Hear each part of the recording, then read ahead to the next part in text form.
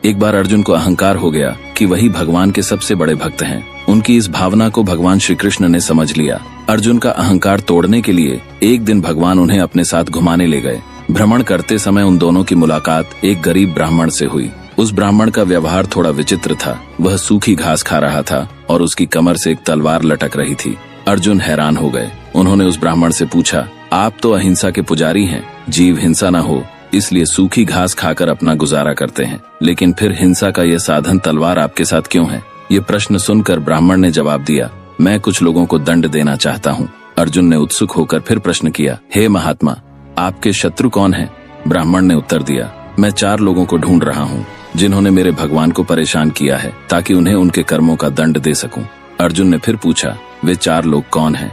ब्राह्मण ने कहा, सबसे पहले तो मुझे नारद की तलाश है। नारद मेरे प्रभु को विश्राम नहीं करने देते, हमेशा भजन कीर्तन कर उन्हें जगाए रखते हैं। उसके बाद मैं द्रौपदी से भी अत्यंत नाराज हूँ। उसने मेरे प्रभु को ठीक उसी समय पुकार लिया जब वह भोजन करने बैठे थे।